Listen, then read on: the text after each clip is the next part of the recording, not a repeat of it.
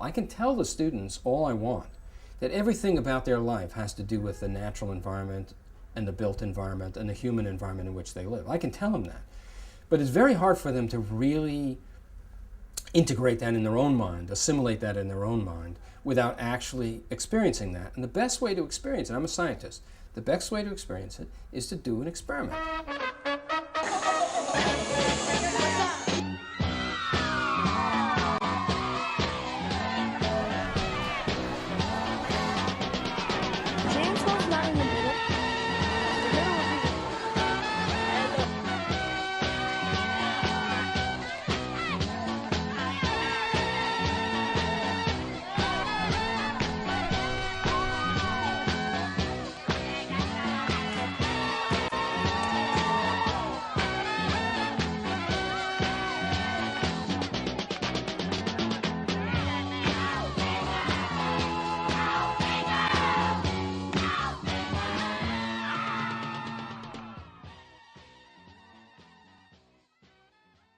We're trying to bring environmental science together with economics and business and trying to find new ways to conserve and sustainably manage the natural environment in the world. One of the ways we're trying to do it is bring the critical information about the environment, the important information about the environment, to people from all walks of life and at all different ages.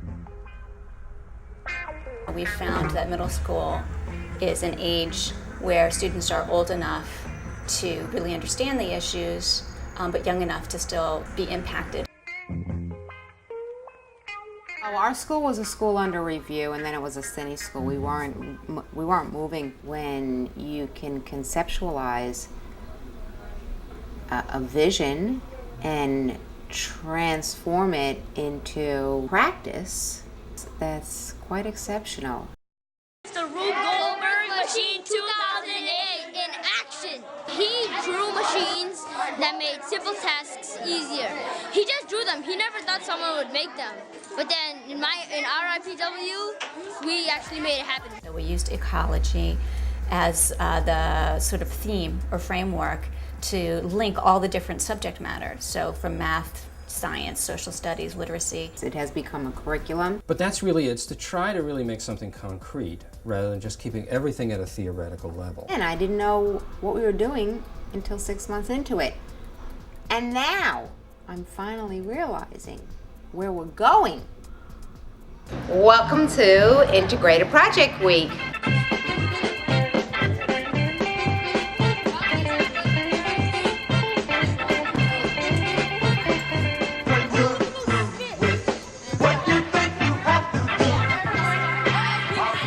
I was born down here, and it's a lot different. It's different nationalities. The water, where they have the pier and everything, it's really moved up. What would you like to see happen in Reynolds? Well, I would like to see more houses built for middle-income families. Gotten a lot of good data, and now we're trying to determine which of those locations are okay for human hearing with prolonged exposure. Researching what sound, and then we went to Manhattan and found out how loud it is in certain places, and we learned that if you go an extended period of time in a loud room, you could go deaf or have ear problems. Live from New York, Mondays on your plate. Welcome to New York's most biodiverse parks. Female mallard ducks are brown, so they blend in while laying their eggs and also having their eggs inside them. The male mallard ducks have an attractive color so that he can attract the female mallard duck. The male babies don't develop a green head until adulthood. The number one correlate of being economically independent, meaning not on any support from the city or state, is having a high school diploma.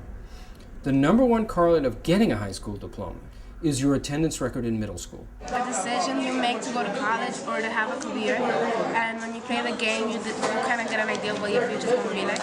We were able to pick a job, and we had a certain amount of money paid. They can predict at a very high degree of accuracy whether you're going to graduate from high school, right, by your attendance record in middle school. So the key for breaking a chain of poverty in New York City is getting as many students through high school as possible, and therefore increasing attendance records in middle school.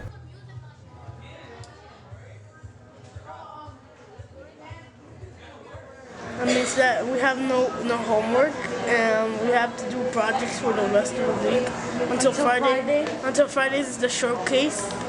If you do projects with kids, then they see immediately how they're using it and why they would have to know something.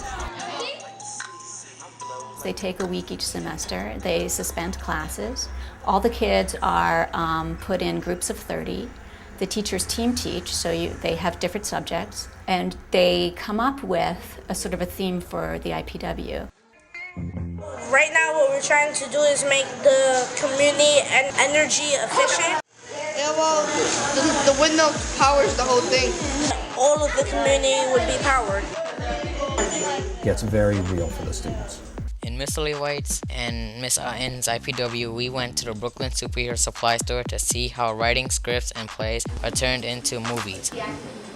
Hey!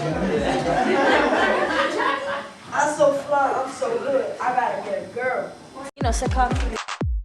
The third scene is taking place on Taco Shack. Since the ice caps are melting, we're dumping fresh water inside the oceans, and since sea life is so used to salt water, they're dying. Integrated curriculum is special in the sense that there's an attempt to really apply what the students are learning to a problem or to an idea or a question, so that it's a very organic way for them to use everything that they've learned in all their different disciplines to solve this problem. It gives a reason. You have a focus. You have a concept to work around. So you see how they have the vines and everything set up like this? It's so they can play and stay active. This is called enrichment. Students in different grades work together. And all of this kind of shakes up the social environment at the school. For the teachers, I think that they also learn to work in a way that maybe they're not so used to, and understand that other teachers are there as a resource on a friendly level as well. Like working on an IPW for a week kind of creates friendly relationships throughout the school. Yeah, I just want to let you know what a great teacher you are. People dancing before? It's unbelievable. I could never teach that.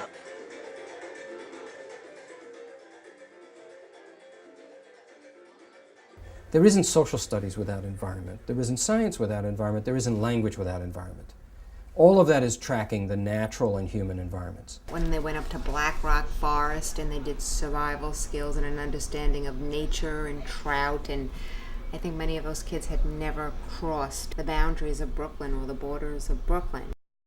One of the things that links people to ecology best is a sense of place. And a lot of kids, especially in urban areas, don't have a lot of sense of space. Hello, I'm Mr. Wasilic. My IPW is called the Big Green Growing Machine. I'm working with Mr. Hoffner. So we thought that it was a fun way to help make the community around our school a little nicer.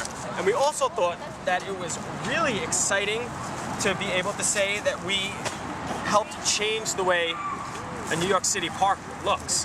Kids in New York really need to learn about plants because they're not really a part of their daily existence. It's really good to get them to get dirty and understand how the earth works. Agreed.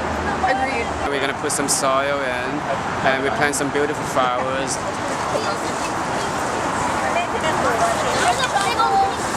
Students are hard at work. Well, most of them are hard at work. We want to make a difference in the community and be able to walk by the park and say, we did that. We have ownership of this park because we contributed to it.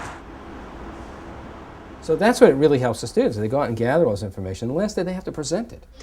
Relationships between species. We don't come from monkeys. Talk and make speech, and their vocal cords are very, very short. MS88 is at a point where they can do this in their sleep. They've had their test scores go up quite a lot. The teachers have taken ownership.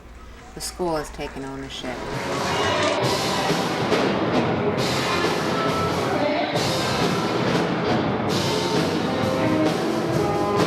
This partnership had definitely had an impact on student performance.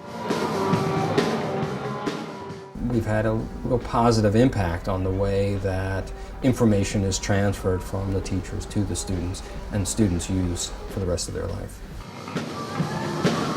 Attendance is actually up a lot. It was at around 90%, and it's up to maybe 93% just on a regular day-to-day basis, and it's pretty much 100% during IPW.